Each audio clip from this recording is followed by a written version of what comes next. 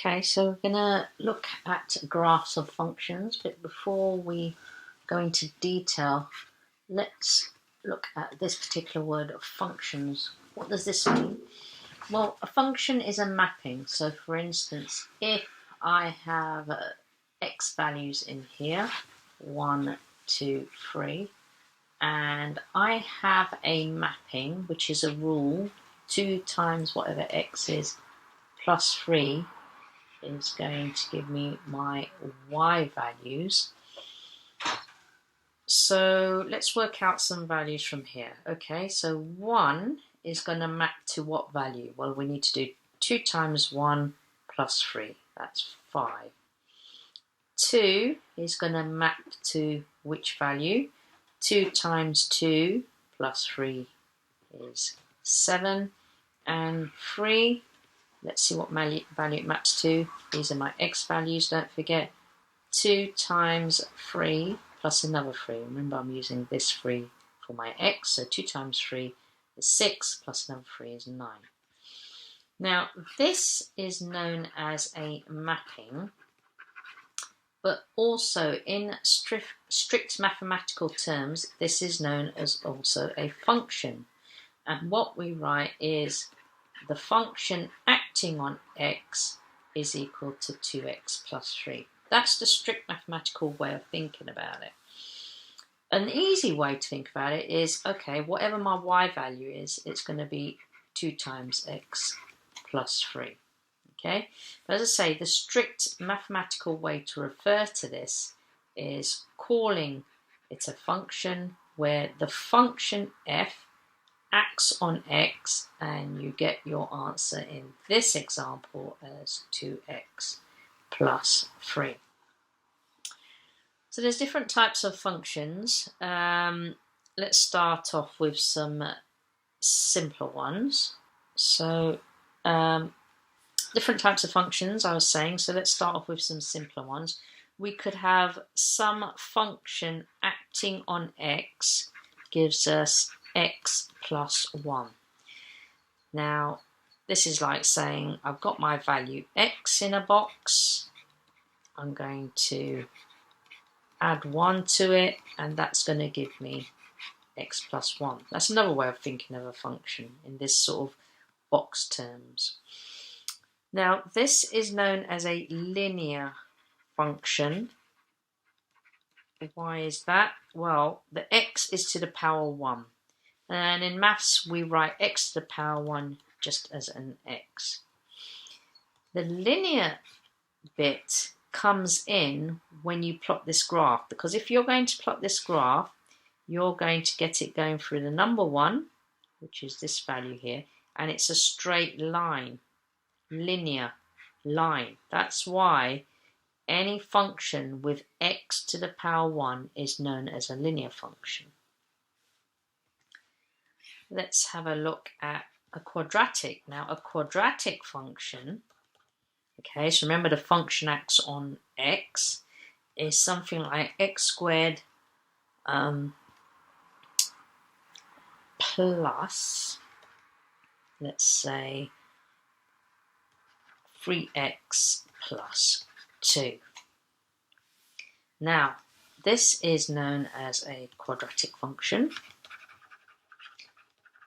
And the big clue here, when you have a quadratic function, the x power is value 2, okay? This is your big clue here that you have a quadratic function. It has x to the power 2. That's the highest value of x. See, this is x to the power 1, but this is x to the power 2. It's bigger. And so that is the overriding feature of this graph. Now, in general, you can write these functions as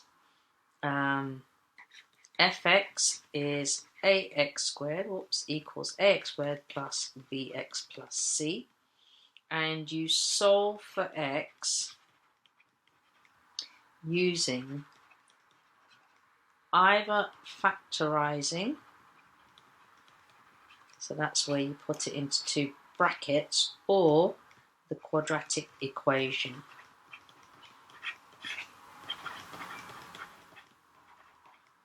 that's to be plus or minus square root of b squared minus 4ac. And the shape of a quadratic function is like this. It's either an unhappy face or it is a happy face. And that's the best way to remember quadratics, okay? So let's just recap. Highest power of x is a 2. You can solve these either by factorising, where you put them into two brackets, or use the quadratic formula. Quadratic formula. And these graphs look like an unhappy face or a happy face. That's my y, that's my x. Oops, gone a bit too far scrolling there. That's my y, that's my x. Okay, so far we've covered roughly what a linear function is, what a quadratic function is. Now, what other type of functions can you get? You can also get exponential functions. And these are where you have a number, but the x is in the power. Okay? Y is equal to 3 times power of x. And these graphs look like this. Okay? Looks like bacteria increasing.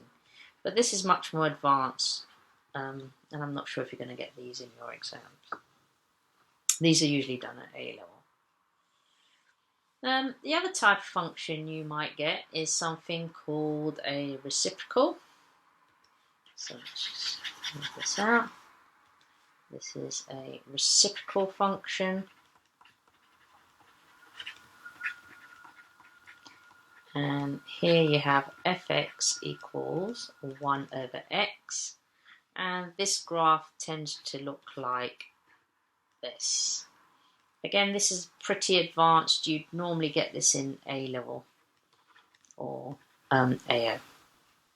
Okay, so we've had a look at the types of graphs we have. So let's just move on further down the page and let's start looking at some examples.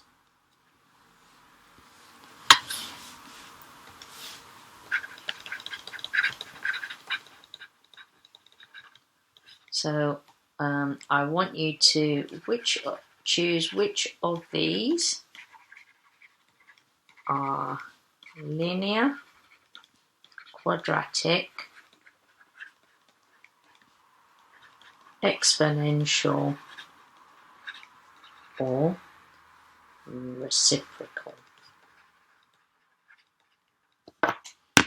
So let's just give some examples here. I've got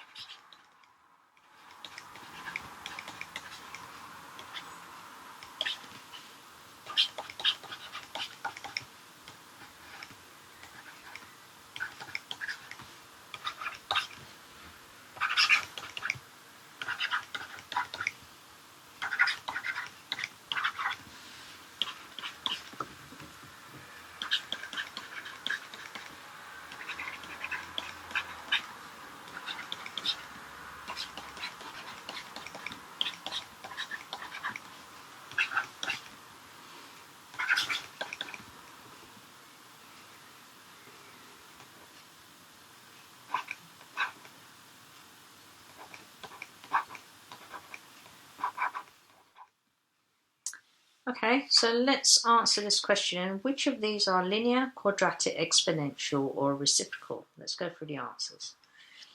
You might want to pause here and have a go for yourself and then restart the video after 2 minutes. But if not, I will start going through some answers. Okay, let's have a look at this. Y equals 5x plus 1. Okay, I've got y. Well, y and fx, I can use those interchangeably. That's fine. What's the highest power of x here? Well, we don't write anything as the power, so we know that that means it's x to the power 1. Is that the highest power of x in there? Yes, it is. So this one is linear. Okay, let's look at number 2. You've got fx is 3 to the power of x plus 2. Well, because the x is in the power, I know straight away that one is exponential. Let's have a look at number 3. I've got y equals x squared plus 9x minus 3. Okay, no x is there. I've got an x here. There's nothing there. That means that should be a 1. Is that the highest one? No, look, I've got x to the power of 2. So that means that is a quadratic.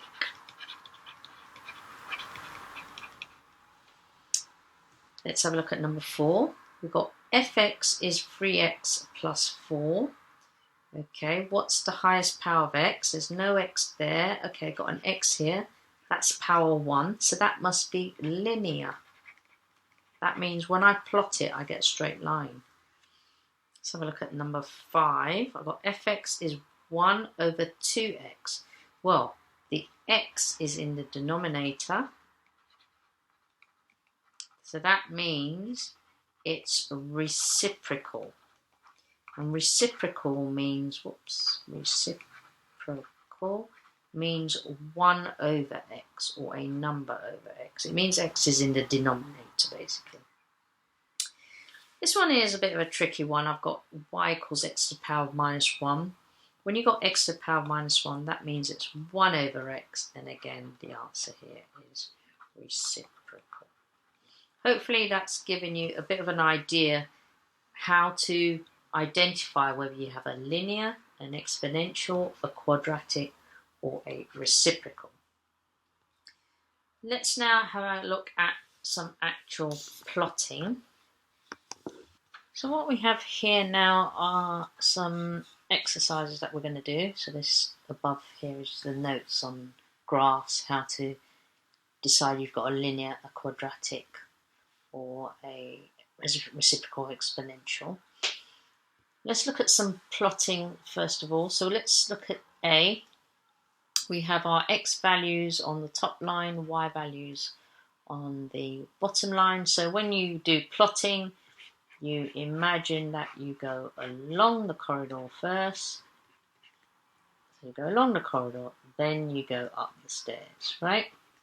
So x is along the corridor, and we've got minus 1. Okay, so we've got minus 1. We're going to start at 0, along the corridor to minus 1, and then we've got minus 1 as y. Well, actually, that means we're going downstairs to here.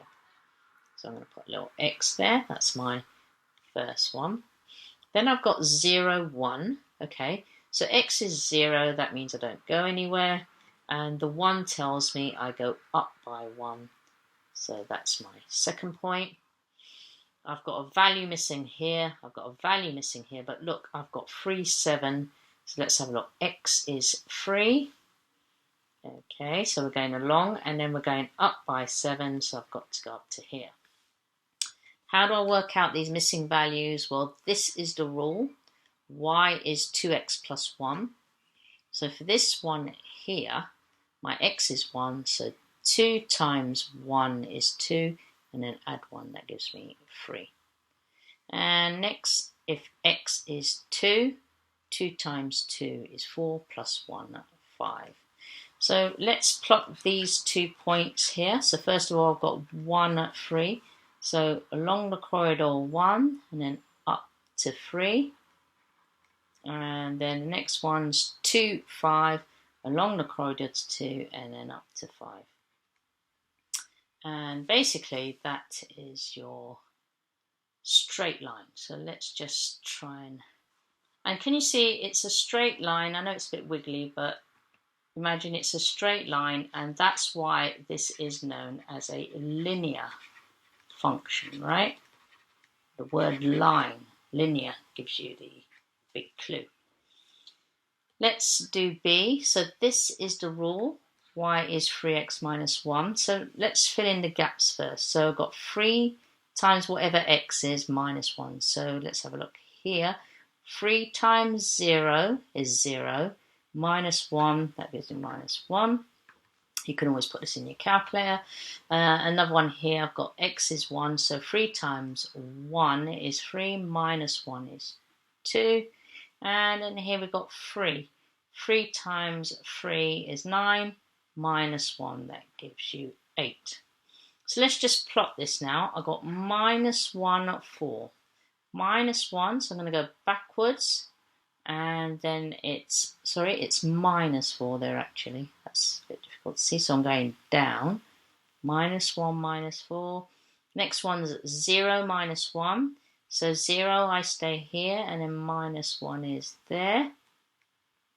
Next, 1, 2. So I go along 1, up to 2. And next one, 2, 5. Go along to 2, up to 5. And next one, 3, 8. Go along to 3 and up to 8. There. Okay, I'm going to have to try and join this in a straight line. Let's see if I can do this. That's a bit better. And I label it y is 3x minus 1. And again, that is a linear function, right? Yeah, linear function. The word line, as you can see, I've joined them up and I've got a line. Let's move down to the next page here. Let's do B and C on this one. So we're going to do C now. Plus 3. Oh, I'm doing the wrong rule. This is plus 3. Oh my gosh. Right. Let's do x goes to 2x minus 3. And my value for x are minus 1, 0, 1, 2, 3. Sorry about that. And so 2 times minus 1 is minus 2. Minus 3 gives you minus 5. 2 times 0 is 0 minus 3. That gives you minus 3. So here are my values of x. I'm mapping to my values of y here. 2 times 1 is 2. Minus 3 is minus 1. And then 2 times 2 is 4. Minus 1 is 1. And 2 times 3 is 6, and then minus 3 is 3. Okay, so these are my values now. Let's put them in here, the correct values. So minus 1 becomes minus 5. Let's have a look. 0 minus 3, 1 minus 1, so those are good. We've already got those. 2 becomes 1, all right. And then 3 becomes 3. So let's now plot these. So I've got minus 1, minus 5. So minus 1, we go back to minus 1 along the corridor backwards and then downstairs. So then to minus 5. That's that one done. Next we've got 0 minus 3. There's 0. Stay at that point. Minus 3. So 0 means we're not going backwards or forwards. The minus 3 means we go down to minus 3. Next, we've got 1 minus 1, so we go along to 1, and then we've got minus 1, we go down 1. Next one, we've got 2, 1, so we go along 2, and then up 1. And next one, 3, 3, we go along 3, and up 3. And you can see that's a really nice straight line, that one. Right, and I'm going to label it y is 2x minus 3. Okay, let's try D. So D, the rule is y is x plus 4. So whatever our x value is, we're adding 4. So here's x, it's minus 1. We're going to add 4, we get 3. We've got x is 0, add 4. Oops, sorry, x plus 4, yeah. So we're going to add 4, you get 4. X is 1, you're going to add 4, you get 5. And x is 2, you're going to add 4, you get 6. So let's start plotting. Minus 1, 3. So minus 1, 3 is there. Next, 0, 4. 0, 4 goes up here. Next one, 1, 5. 1, 5. Hang on a minute. I've made an error here, haven't I? See, I can tell because these two are lined up, but not in this one. X is minus 1 plus 4. That's correct. Oh, I went down, didn't I? That's an error. Not to minus 3, I should have gone to plus 3. Hang on a minute, let's see if I can erase that. So let's have a look. Minus 1 plus 3, minus 1 plus 3. Should have been there. Okay, what do we get to? 1, 5, 2, 6. 2 got 6. And then 3 up to 7. 3 up to 7. There you go, another lovely straight line. And let's just label it y is x plus 4. And again, you can see that's linear because it's a straight line. And notice how the function has x to the power 1. Right? That's what I was saying earlier on. Let's try this question here. For each equation, complete the table of values and draw its graph for values from x is minus 1 to 3. So we've done A, we've done B, we've done C, we've done D, we're just left with E. So look, the equation here is y is 2x. So whatever my x values are, I'm going to multiply it by 2 to get 2x. So let's see, my values go minus 1, 0, 1, 2, 3. Okay, minus 1 times 2 is minus 2. 0 times 2 is 0. 1 times 2 is 2. 2 times 2 is 4. And 3 times 2 is 6. Okay, so we've got minus 2, 0, 2, 4, 6. So we've got minus 2, 0. Yeah, we have that there. And then we've got 2, 4, and last 4, 6 is already there. That's good. Okay, so let's plot it now. Let's plot minus 1, minus 2. So back to minus 1 and then down to minus 2. Next one, 0, 0. That's the origin, not going anywhere. Next one, 1, 2. Go along 1, up to 2. Next one, 2, 4. Go along 2, up to 4. And then next one, 3, 6. Go along 3, up to 6. So if you plot this, you end up with a nice straight line. Okay, and I guess you use a ruler when you do it, and that's called y is 2x. So just to recap, a linear function, and the word line here means that when you draw it, you get a straight line. That's your x, that's your y, and you can write it like this, where the highest power is 1 on your x. A quadratic function, you have fx is ax squared plus bx plus c. So a, b, c are values that you will be given, and you will either have a happy face or a sad face. You also have exponential functions.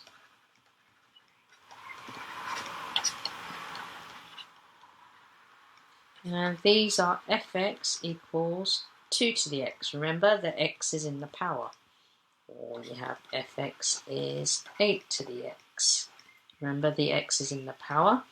And these graphs look like this. They're increasing all the time. Yeah, it's like bacteria growth. They use exponential to show bacteria growth. And last of all, you had the reciprocal function, which is, for example, fx is 1 over x, where the x is in the denominator, x in the denominator, and these graphs, when you plot them, look like this. There's a split, basically. Let's take quite a bit tidy, I guess. And then that'll be your exponent, and that'll be your y. Okay, so that pretty much sums up plotting.